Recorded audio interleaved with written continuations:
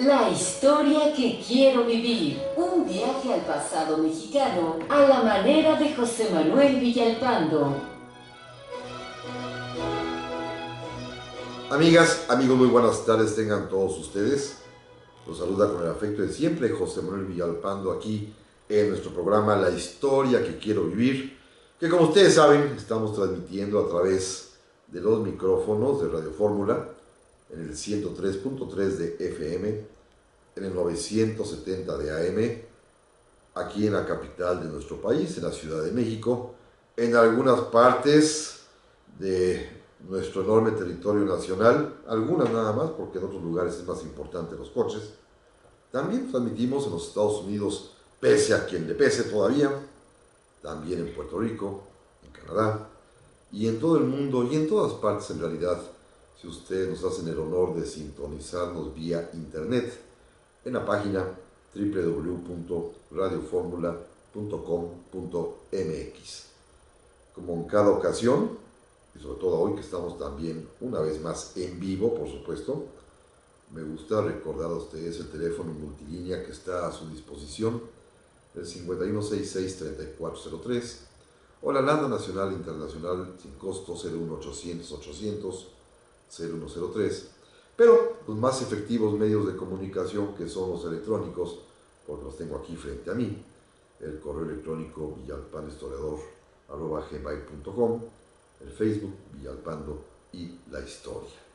Así que aquí estamos ya para dar continuidad a nuestra serie que habíamos empezado ya hace 3 semanas acerca de los presidentes de los Estados Unidos de América y México, en esta relación tan especialmente tormentosa que hemos tenido a lo largo de más de 200 años y que hace 8 días suspendimos e interrumpimos, abrimos un paréntesis por el motivo que todos recordamos del fallecimiento del comandante Fidel Castro, que también pues era noticia para el mundo y para México particularmente en virtud de la muy estrecha relación que tuvo Castro con nuestro país, de la cual hablamos largo y tendido hace 8 días, y además agradezco muchísimo que hubo muchísimas llamadas, comentarios, cuestionamientos, preguntas, tanto las que recibimos aquí en vivo hace 8 días como las que siguieron llegando posteriormente, más las que se sumaron a los comentarios, al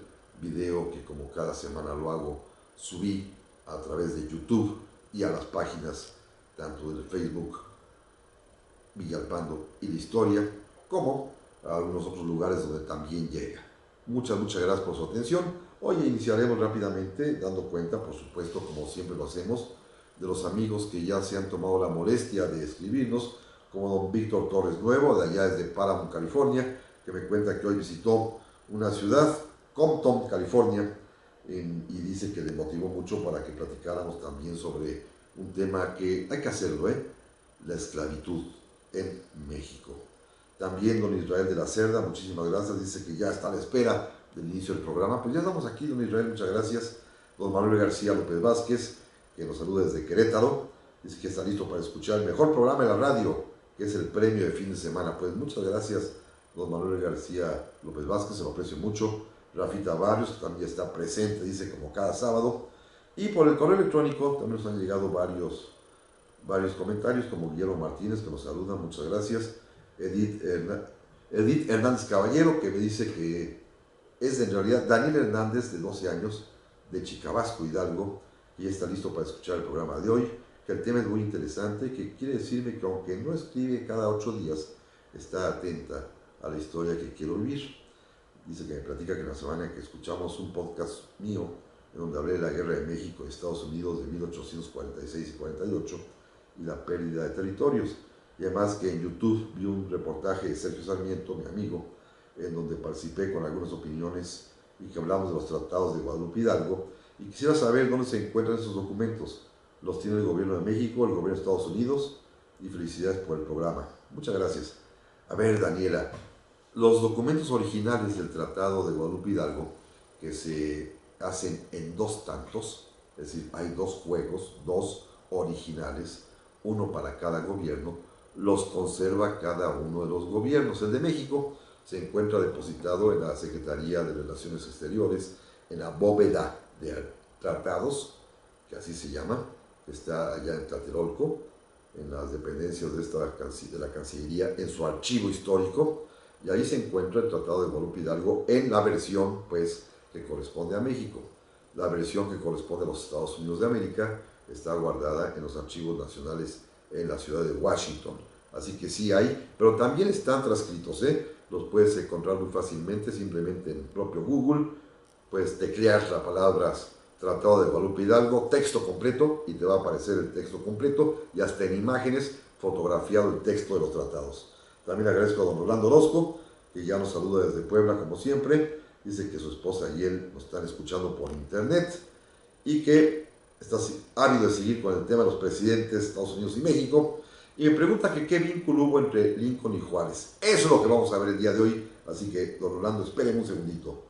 Don Anuar Martínez también me escribe, dice que lista para la sesión de historia, que es la primera vez que escuchan en familia este gran programa, gracias por el gran programa, que si puede enviar un saludo, una felicitación a su esposa, por supuesto que sí, doña Elizabeth Botello, que ya terminó su primer semestre de Comunicación y Cultura en la Universidad Autónoma de la Ciudad de México. Con todo gusto y felicidades a doña Elizabeth por ser una mujer estudiosa.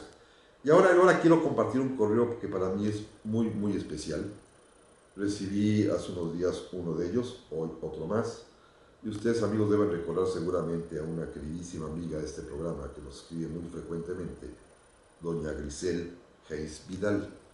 Doña Grisel me escribió el pasado día 30 para informarme del lamentable fallecimiento de su señor esposo, el señor abogado don Luis Antonio Loredo Gil, que murió hace unos días, lo cual me dio pues mucha tristeza, porque sin haberlo conocido personalmente, el hecho de ser colegas, el hecho de que a través de doña Grisel nos escribiéramos, de que platicáramos por correo electrónico y que además tuvieran esa costumbre que para mí me conmueve mucho, de escucharme atentamente cada sábado. Créanmelo, me dolió muchísimo y lamento profundamente la muerte de don Antonio. Pero hoy doña Grisel Hayes me volvió a escribir y me dice lo siguiente, que quiero leerlo en público porque es uno de estos correos que verdaderamente, amigas, amigos, me impresionan profundamente, me conmueven muchísimo y créanmelo, le dan sentido a mi trabajo, a este trabajo que hago de manera gratuita, como todos ustedes bien saben. De vez en cuando tiene este tipo de gratificaciones dolorosas, pero que a mí me llenan de orgullo y que créanme lo que quiero compartirlo con ustedes por lo que me dice doña Grisel Hayes Vidal. Estimado señor Villalpando, mi marido y yo escuchábamos su programa juntos. Ahora lo haré sin él, pero quiero seguir la tradición.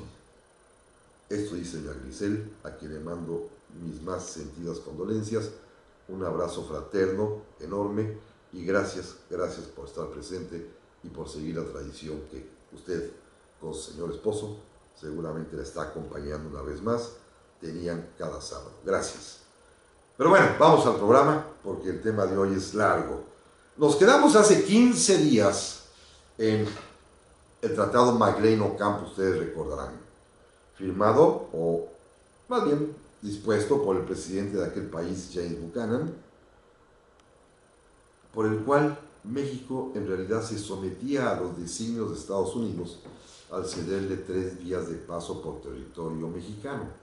Ustedes recordarán que señalábamos que fueron la de Matamoros a Mazatlán, la de Nogales a Guaymas y la de Puerto México, hoy Coatzacoalcos, a Salina Cruz, por la cual los Estados Unidos podrían transitar ya sea personas, mercaderías o tropas, y a cambio los cuales pues Estados Unidos nos dio protección. Gracias a ella pudo Benito Juárez vencer al general Miramón en Veracruz, gracias también a que la escuadra norteamericana pues participa en aquel penoso incidente de Antón Izardo, cuando buques norteamericanos capturan a los barcos conservadores.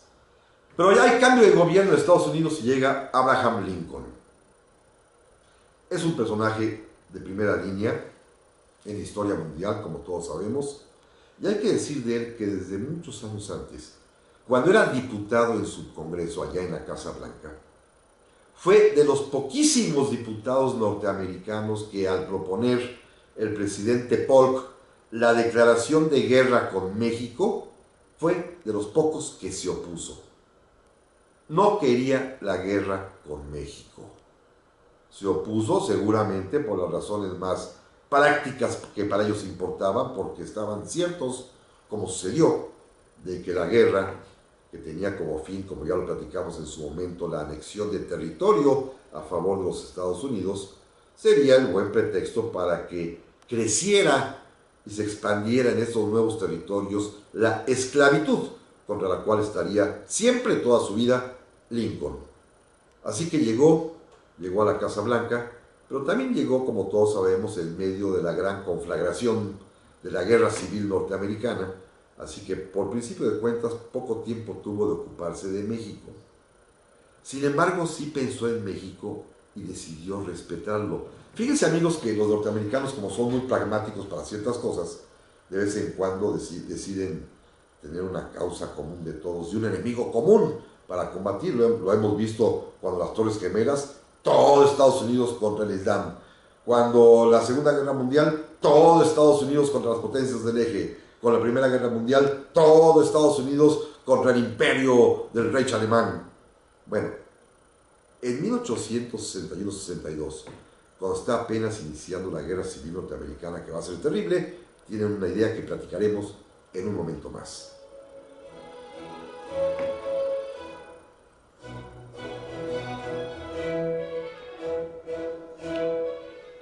Ya estamos aquí de vuelta en la historia que quiero vivir de este sábado, ya en el mes de diciembre. Y por cierto, hace un momento que me escribió don Rolando Orozco, me decía también, y no lo leí, qué pena, que no olvide que dedicaremos un programa a la recomendación de libros de historia de 2016. Además de que me volvió a escribir ya ahorita pidiéndome que salude a sus hijos, José Francisco y José Emiliano, de 9 y 8 años de edad respectivamente, que también están ya escuchando el programa. Así que saludos a José Francisco y a José Emiliano. Y respecto al programa especial, sí, miren, vamos a transmitir, y justamente ahora me he puesto de acuerdo ya hace un rato con nuestra productora, la siempre muy eficiente de Analila García Olvera. Vamos a estar en vivo todo el mes de diciembre, inclusive el propio día sábado 24. Vamos a estar aquí. Como esta serie de los presidentes de Estados Unidos y México se nos va a prolongar un poquito, seguramente 2 programas más, el mero sábado 24 haremos el programa especial de libros recomendables, porque finalmente son las 4 de la tarde del sábado 24 de diciembre, si Dios quiere. Hacemos nuestra recomendación y si a ustedes les convence, les da tiempo de salir a una librería a comprar un buen regalo de Navidad para sus seres queridos, para sus amistades, porque de veras no hay nada como regalar un buen libro, porque los juguetes se rompen, las botellas de vino pues se las beben y hacen estropicios, y hay mucha serie de regalos que nomás se guardan después en el ropero, así que si compran ustedes un libro, el que sea, y lo obsequian de veras de corazón, es un regalo que se va a quedar para toda la vida, porque con todo lo barbaján que puede ser mucha gente, hasta el día de hoy no conozco a nadie que tire un libro a la basura. Eso sí, quizá no lo lean porque pues, la tentación de no hacerlo es grande, pero esperemos que sí, que así suceda. También quiero saludar rápidamente un par de mensajes más de Roberto Flores Manríquez, que dice que ya está escuchándonos con su familia, lo cual pues le agradezco infinitamente. Y no sé cómo pronunciar esto, YHWH Shalom, nos envió un mensaje diciéndonos que se perdió el programa de Fidel Castro, que dónde puede oír la repetición. Hay 2 maneras, ya sea en la propia página de Radio Fórmula, en www.radioformula.com.mx, busca usted la sección programas de radio, le pica uno ahí, busca usted ya en esos programas La Historia que Quiero Vivir, que aparece el nombre de esta emisión y mi fotografía también. Ahí le pica y ahí ve programas anteriores y usted puede buscar el de la semana anterior, o si no, en mi propio Facebook Villalpando la Historia, le suplico que entre y ahí va a encontrar el mismo programa, pero ahí en video. También puede escucharlo exactamente, ya está puesto desde hace 8 días, el programa de la semana anterior. Bueno, el presidente Lincoln tuvo oportunidad de rechazar una solución verdaderamente, pues muy al estilo de los Estados Unidos de América que le planteó su secretario de Estado, un político muy famoso, William Seward, quien le sugirió como una idea para acabar con la guerra civil, el de unirse el norte con el sur contra un enemigo común. ¿Cuál creen? México. Lo han hecho siempre, como decía yo al final del segmento anterior. Siempre hay que buscar un enemigo común que permita unir a la nación.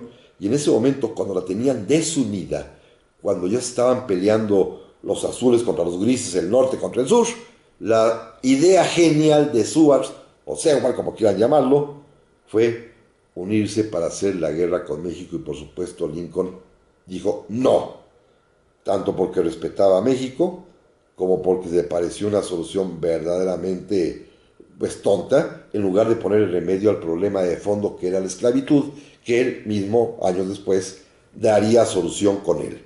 Así que bueno, respetó a México, inclusive respetó también al enviado, al ministro plenipotenciario que envió el presidente Juárez, al famosísimo Matías Romero, a quien pues se instaló en Washington. También tuvo la decencia de aceptar el asilo y el refugio que para vivir en la ciudad de Nueva York le pidió la familia del presidente Juárez, encabezada por doña Margarita Maza, que será recibida inclusive en una recepción en la Casa Blanca.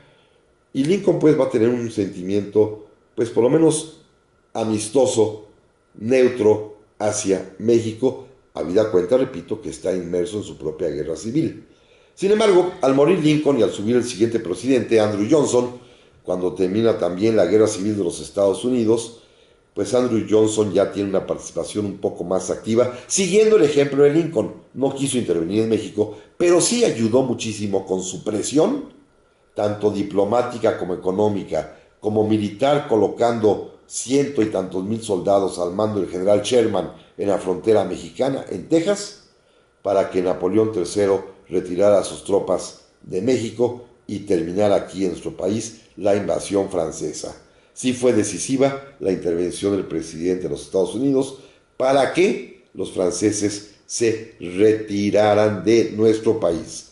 Los Estados Unidos intervinieron directamente por órdenes expresas de su presidente Andrew Johnson, que repito, no va a intentar ningún acto de agresión contra México. Al contrario, nos va a ayudar, como también lo va a hacer el siguiente presidente, del cual ya hablé un poco hace 15 días, el general Ulysses Grant, el vencedor de la Guerra Civil Norteamericana, que durante los casi 10 años que va a gobernar los Estados Unidos, porque lo hará desde 1869 hasta 1877, 8 añitos, 2 cuatrienios seguiditos. En estos 8 años no va a intervenir para nada con México, lo va a respetar, porque era consecuente con lo que había pensado y escrito cuando era joven. Hemos comentado que en sus memorias, en la anotación correspondiente a sus años de un joven teniente en un regimiento que está combatiendo en Chapultepec en 1847, Ulysses Grant anotó esas palabras que son verdaderamente reveladoras de un gran corazón.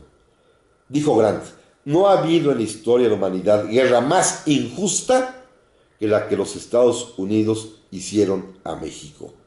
Así pensaba de joven y así siguió pensando ya de adulto y aún más cuando ocupó la silla presidencial en su país. Pero en ese año de 77 pues deja la presidencia Grant, ascenderá un nuevo presidente de los Estados Unidos, un hombre llamado Rutherford Hayes, y también en México hay grandes cambios pues, porque al final de ese año es cuando llega por primera vez a la silla presidencial en nuestro país el general Porfirio Díaz.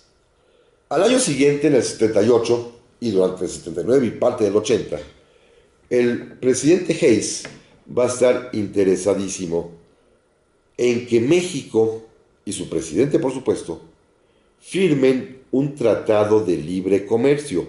Es la primera vez que se plantea ya abiertamente un tratado de libre comercio. Ya había un precedente, amigos, lo hemos platicado en otras ocasiones, porque el tratado Maclean-Ocampo incluía un par de cláusulas de libre comercio, pero no era el fin final, valga la redundancia, de este tratado, no era el motivo esencial, sino que esta vez ya Rutherford Hayes le plantea a México formalmente la conveniencia de celebrar un tratado de libre comercio. ¿Saben ustedes cuál fue la respuesta de don Porfirio? Que no.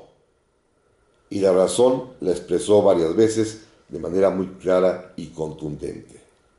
Que entre México y los Estados Unidos, mejor medie el desierto. Y no hubo tratado, ni poder humano que conmoviera a don Porfirio y que lo obligara a firmar. Sin embargo, no era un político tonto don Porfirio, al contrario, permitió la entrada de capitales norteamericanos que hacían falta, evidentemente, no tanto porque él lo quisiera, sino porque era el legado liberal. Recuerda, amigos, que el presidente Juárez había escrito claramente en su manifiesto justificativo de la reforma que México requería el apoyo del capital extranjero. Así que esto era bienvenido. Don Porfirio siguió con esa tónica, pero lo compensó admitiendo y promoviendo capital europeo, particularmente inglés y francés. Don Porfirio tenía una especie de tirria o de enojo, o de animadversión o de prevención contra los Estados Unidos, porque durante los gobiernos de los presidentes Chester Arthur, Robert Cleveland, Benjamin Harrison, William McKinley, pues francamente se mantuvo muy al margen, permitió, repito, las inversiones, pero don Porfirio las castigaba con impuestos muy altos. A diferencia de los tratos preferenciales que le daba al capital inglés y al francés, al capital proveniente de los Estados Unidos le imponía impuestos muy, muy altos. Para 1901 llega un nuevo presidente a los Estados Unidos, un joven bravucón, literal, esa es la palabra a emplear con él, Theodore Roosevelt, que se va a encargar de convertir a su país en algo así como en el superpolicía de América Latina. Va a invadir, naturalmente, Panamá, va a establecer el protectorado sobre Cuba, va a invadir Nicaragua, es decir, es un hombre que se mete en todo y no se mete con México, pero provoca. Pasaron cosas muy curiosas con este hombre que va a enfrentarse con el presidente Porfirio Díaz. Fíjense, amigos, pensemos que en ese tiempo México es un país reconocido como una gran nación. Don Porfirio se ha encargado de colocarlo en una posición excepcional y México es, y no dicho por nosotros, sino por el resto de las naciones iberoamericanas, es el hermano mayor del continente. Somos los únicos capaces de oponernos a Estados Unidos. Y México demostró con hechos que podía hacerlo. Primero, con esta medida económica que ya comenté hace un momento, de tener impuestos. Pero de esto platicaremos en un momento más.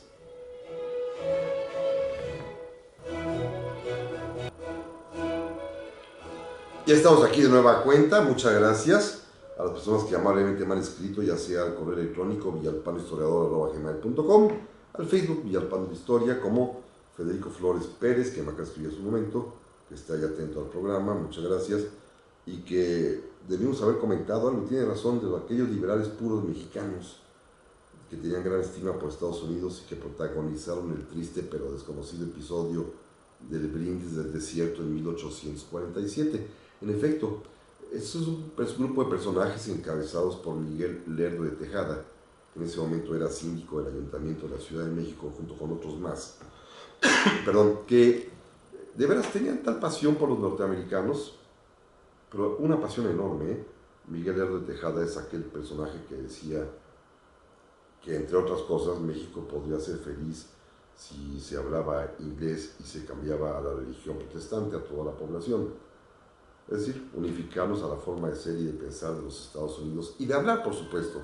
Esto lo creía don Miguel Lerdo de Tejada. Y él encabezó en esta oportunidad, en el Desierto de los Leones, una fiesta en diciembre del 47, por medio de la cual le ofrecieron al general Scott que estableciera un protectorado en México y que él fuese el protector de la República Mexicana en el nombre del gobierno de los Estados Unidos de América. Por supuesto, Scott, el comandante en jefe del ejército invasor, fue a la fiesta, agradeció muchísimo la atención, ¿verdad?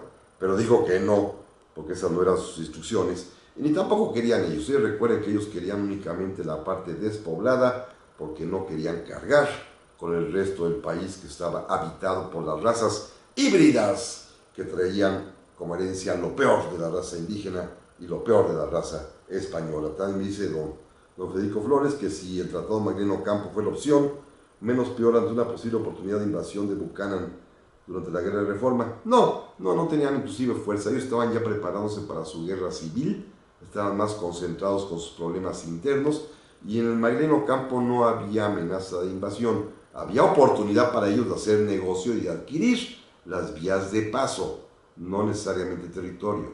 Era más conveniente las vías de paso porque recuerden, amigos, que en ese momento aún no hay canal de Panamá y ellos siempre le trajeron ganas y le echaron el ojito a Tehuantepec. También agradezco a don Mario Flores que está allá escuchando el programa, muchísimas gracias, se lo aprecio muchísimo. Creo que ahorita ya no hay correos electrónicos, por lo que veo. No, sí, otro más, esta vez de don Rolando Orozco, otro más, ya su tercero del día, don Rolando, muchas gracias. Que le gusta el libro de Amores Mexicanos de un servidor y que ha tenido buenas experiencias y mucho agradecimiento por la recomendación. Que si he pensado en trabajar un posible Amores Mexicanos 2, no, porque no me gusta refritearme a mí mismo con los temas. Hay escritores sí que les gustan, por ejemplo, voy a hablar más de uno, Amores Carnales 1, Amores Carnales 2, Amores Carnales 3, con puros inventos. Yo francamente eso no me gusta, prefiero emprender temas nuevos. Hay veces o años en los cuales no se escribe, es parte de la producción normal de un autor, años en los que se escribe mucho. Este año, por ejemplo, no publiqué nada nuevo, el año que entra creo que saldrán 3 o 4 cositas mías. En fin, así es esto, pero siempre he tratado yo de hacer algo novedoso, por lo menos para mí, para mi propio gusto y satisfacción, porque a mí lo que me apetece y me da pues más alegría es escribirlos. Ese es el mayor placer de la vida, además de hablar por radio y dar clase. Son mis 3 gustos que he aprendido a tener a lo largo de mis años de existencia. Bueno, decíamos hace un momento que don Porfirio pues se las va a hacer, como decimos en este país, muy cansada a los norteamericanos. Primero, elevándoles los impuestos, pero después con hechos muy concretos. Miren, pasaron cosas muy interesantes. Por ejemplo, Estados Unidos, en este papel de convertirse en la policía de América, invadió Nicaragua, este país centroamericano cuya capital es Managua, a donde desembarcaron los marines, pusieron en fuga al presidente Santos Zelaya de aquel país, que tuvo que refugiarse. ¿En dónde creen que se iba a refugiar este hombre perseguido? Pues nada más ni nada menos que la Embajada de México, a cuyo frente estaba don Bartolomé Rosas y Carvajal, el embajador de México, que de inmediato vía telegráfica le escribió al general Díaz preguntando primero que si concedía el asilo político al presidente perseguido. Don Porfirio dijo, por supuesto que le damos el asilo político. Y segundo, ¿y cómo le hago para sacarlo del país? Recuerden, amigos, que en aquel tiempo no hay aviones, no hay ferrocarril hasta allá, y la única manera de hacerlo es vía marítima. Bueno, don Porfirio ordenó a uno de los cañoneros más nuevecitos, el más nuevo de los mexicanos que teníamos en ese momento, el cañonero de transporte Vicente Guerrero, que al mando del capitán de fragata Hilario Rodríguez Malpica se trasladara desde Acapulco, donde tenía su base, hasta el puerto de Corinto, en Nicaragua, para que fuese a rescatar al presidente nicaragüense que estaba asilado en la embajada. Al mismo tiempo lo llevaron, por supuesto, al puerto, escoltado por el cuerpo diplomático y por el embajador de México, y allí en Corinto esperó a que llegara y atravesara en medio de los acorazados norteamericanos nuestro pequeño barquito de guerra que atracó en el muelle. De ahí bajó el capitán Rodríguez Malpica con una escolta de marineros. Al ir marchando hacia el consulado mexicano se encontraron con un destacamento de marines norteamericanos que, para provocarlos, pusieron una bandera de las varas de las estrellas en el suelo para que los mexicanos las pisaran, pero don Hilario, que era muy vivo, se detuvo, desenvainó su espada, ordenó a sus marineros que presentaran armas, él mismo se hincó a recoger con mucho cuidado y con mucha delicadeza la bandera norteamericana, la levantó, se la entregó al oficial norteamericano, ordenó seguir adelante y pues se quedaron sin el pretexto para dispararnos. Llegó al consulado, extrajo de él al presidente ya depuesto en Nicaragua, lo llevó al barco, al general Guerrero, zarpó de ahí en medio de los acorazados norteamericanos que no le hicieron nada y tuvo esa gallardía mexicana de que si en el palo mayor iba la bandera de México, en el palo de trinquete, en la parte de atrás, don Hilario, como para provocar y decir, a ver qué hacen, hizo la bandera de Nicaragua, porque ahí iba el presidente de Nicaragua, a quien llevó a México. Esto, por supuesto, causó en los Estados Unidos un enojo enorme, enorme. Y también lo va a causar el hecho de que un grupo de inversionistas norteamericanos de los estados sureños, particularmente de Alabama, cuando sus campos algodoneros dejan de producir, porque la producción se viene abajo, porque los trabajaban con esclavos negros, y de pronto los esclavos negros, que ya no lo son, que ya son hombres libres, cobran por su trabajo, y a los norteamericanos empresarios, que son verdaderamente marros, se les hace demasiado. ¿Por qué creen, digo, hablando del tema contemporáneo, que las empresas norteamericanas se vienen a México a establecerse? Porque aquí pagan menos salarios que en los Estados Unidos. Esa es la triste realidad. Aquí se paga mucho menos que en Estados Unidos. Ya desde aquel tiempo. Y entonces, pues sucedió que estos empresarios algodoneros se establecen con el permiso del gobierno mexicano en la región de La Laguna, allí cerca de Torreón, entre el margen, a las márgenes del río Nazas, este río mexicano que tenemos por la corriente interna que bordea los estados de Coahuila y de Durango y que sube hasta San Pedro de las Colonias. Allí en el Tlahualilo, en una hacienda que está por ese rumbo, se establecen, siembran el algodón, por supuesto a bajo precio, y son tan, ya saben cómo son los norteamericanos, que un día deciden construir una presa para detener y retener el caudal de aguas del Nazas, que únicamente tiene líquido cuando hay lluvias. Dejó sin agua a los demás ribereños mexicanos. Bueno, se inicia un pleitazo tremendo. Por supuesto, don Porfirio va a fallar a favor de los mexicanos, ordenando que el agua del Nazas sea compartida entre la empresa norteamericana y las muchas empresas ribereños mexicanos en el Nazas, y esto pues también enoja mucho a los norteamericanos. Y para colmo, el gobierno de Japón, que en ese momento se acaba de convertir en una gran potencia naval, que ha vencido particularmente a los rusos en dos grandes batallas en el mar, en Puerto Arturo y en Tsushima, pues tiene una gran flota muy poderosa con la cual el emperador japonés decide que sus marinos vayan a dar la vuelta al mundo. Lo hacen y piden permiso a México de utilizar Bahía Magdalena como zona para repostar, para descansar, para anclar sus barcos, para pasarla bien un poco de tiempo. Y esto pone los pelos de punta al gobierno de los Estados Unidos, porque hay barcos japoneses en territorio americano, en la península de Baja California, muy cerquita de ellos, y esto los pone muy, pero muy nerviosos. Por ello, cuando llega el nuevo presidente norteamericano en 1909, William Taft, hereda una serie de problemas y una serie de conflictos con México. Conflictos que le ha dejado su antecesor, Theodore Roosevelt, y que Taft decide pues atajar y detener ya de una vez por todas, y se da cuenta que la única manera que puede él parar esta relación tan compleja entre Estados Unidos y México y darle un cauce es platicando personalmente con el presidente mexicano, el general Porfirio Díaz. Buscan, de acuerdo ya los dos presidentes, a través de sus respectivas embajadas, aceptan reunirse y buscan un lugar que sea adecuado y que esté pues, a una distancia más o menos equidistante entre las dos capitales, y deciden que el punto más afortunado sería justamente en la zona fronteriza de Ciudad Juárez y El Paso, en Texas.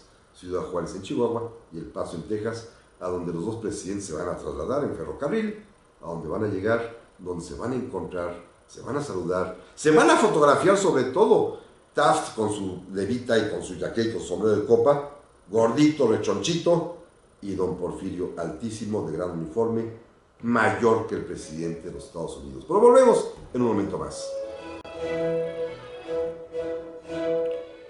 Ya estamos aquí de vuelta a este último segmento del día de hoy, que se me ha ido rapidísimo de la historia que quiero vivir. Gracias. También doña Jessica Albarrán me escribe en su momento y dice además también que la baja del algodón fue provocada por los propios empresarios norteamericanos para que subiera su precio, pero que no contaron con la producción africana, en efecto.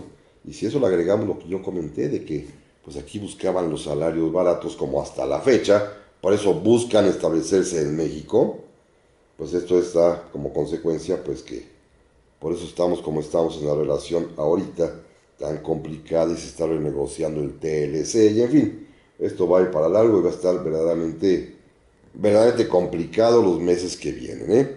Simplemente aún no toma posesión, todavía ni siquiera es presidente electo técnicamente hablando, es apenas el candidato ganador a la elección presidencial y ya está tomando medidas que han puesto los mexicanos en estado de alarma y al gobierno mexicano en niveles de preocupación altísimo y pues tenga que ver o no tenga que ver hasta el gobernador del Banco de México, este brillantísimo economista don Agustín Carstens, ya hasta renunció y prefirió irse a dirigir un banco internacional que con sede en Ginebra que estar aquí haciendo frente a los avatares que nos esperan. Imagínense nada más ustedes esto. Le agradezco mucho también a doña Alejandra Becerril Montes que nos escribe, dice que nos escucha con frecuencia pero vía grabación y que qué opino de la declaración de Trump que hizo esta semana acerca del general James Mattis, a quien nombró como secretario de Defensa, que dijo que es lo más cercano que tenemos al general George Patton. Pues sí, es una buena frase, ¿eh? Déjeme decirle que desde el punto de vista norteamericano, Patton es un verdadero héroe porque era un hombre valiente, atrabancado, peleador, que no se arredraba ante nada. Y pensando desde el punto de vista de su filosofía militar, es una decisión acertada. Recuerden que ellos militarmente buscan la ofensiva. Nosotros recuerden que nuestra doctrina de seguridad nacional y militar es la defensa. Son dos visiones radicalmente distintas. No puedo juzgar lo que hagan allá, pero sin embargo sí hay que decir que son coherentes con lo que son. Lo son, ¿eh? Y respecto a Patton, fíjense que tiene ustedes, amigos, una frase excepcional que seguramente la expuso conociendo mucho de México porque él vino a México en la famosa expedición punitiva que en el año de 1916, justamente hace 100 años, andaba por aquí en México expedicionando en Chihuahua persiguiendo a los bandidos y especialmente con ganas de atrapar a Pancho Villa. Y él dijo en alguna conferencia que el chiste de una guerra no es que los soldados y los combatientes mueran por su patria, sino que el chiste es que los otros, los enemigos, sean los que mueran por la suya, lo cual pues es una especie de balde de agua fría para nosotros y una especie también pues de experiencia y explicación de por qué a ellos les agrada Patton. Se trata que los demás se mueran, no ellos. También gracias a don Luis Jaime Barragán Suárez, que me agradece muchísimo el programa, muchas gracias. Que quién fue el autor de la frase de pobre México tan lejos de Dios, tan cerca de Estados Unidos. La comentamos hace una temporada, unos capítulos, se le atribuye justamente a don Porfirio, el día en que se fue, cuando salió al exilio, cuando ya partía en el tren que lo sacaba de la Ciudad de México. Pues dicen que dijo esta frase precisamente a causa de lo que voy a platicar enseguida, que espero me dé tiempo. Se entrevistaron los presidentes Taft y Porfirio Díaz en Ciudad Juárez y en El Paso, hicieron un intercambio recíproco de visitas. Allí dialogaron, platicaron de los temas pendientes y en una circunstancia muy curiosa, ni Taft hablaba español y mucho menos don Porfirio hablaba inglés. Así que ambos tuvieron que recurrir a un intérprete traductor, uno de cada lado. Seguramente el presidente Taft llevaba el suyo y alguien más, porque el presidente mexicano Porfirio Díaz llevó como intérprete a un hombre que sí hablaba perfecto y fluido inglés. Era el gobernador de Chihuahua, ministro de Relaciones Exteriores en algún momento, embajador de México en Washington, don Enrique C. Krill. Sí, tatarabuelo, bisabuelo del político mexicano del mismo apellido, y él fue el intérprete traductor por parte de don Porfirio, pero también estaba con él su hijo Porfirito, Porfirio Díaz Ortega, el joven teniente coronel del Estado Mayor Presidencial que acompañaba a su papá, que también hablaba buen inglés, estaba bien educadito el chamaco, y nadie sabe en realidad qué se trató, ni qué discutieron, ni en qué términos quedaron, pero sí salió por ahí que al final de la plática, al final de los 2 días de charlas, porque fueron una en El Paso y otra en Ciudad Juárez, pues las cosas no estaban nada fáciles para ambos presidentes. La reunión fue de mucha tensión incluso discutieron términos y no se llegaron a acuerdos ninguno, tanto que ya sabemos, porque está bien demostrado, el gobierno norteamericano, si bien no intervino directamente, sí permitió y toleró que empresas norteamericanas, particularmente ferrocarrileras, que estaban lastimadas por la política económica del general Díaz, que dio preferencia en ferrocarriles a las empresas inglesas, estas empresas ferrocarrileras norteamericanas financiaron en buena medida el armamento destinado a las huestes revolucionarias de Francisco Ignacio Madero, cosa que está bien demostrada, ¿eh? Esto ya no es un invento, está bien documentadito, inclusive hay algunas obras muy serias al respecto, pero también, y puedo recomendarlo abiertamente, está la tesis profesional para ciencias políticas de mi querido amigo Alejandro Rosas, que escribió sobre el tema y probó perfectamente bien cómo las empresas ferrocarrileras financiaron el armamento maderista. Bueno, están discutiendo estos temas y al calor de los debates, don Porfirio se desespera, se levanta y termina la plática y cuentan que Porfirito, su hijo, le dice, papá, bueno, ¿qué le decimos al presidente norteamericano? Te está preguntando esto, ¿qué hacemos? Que hay que dar una respuesta.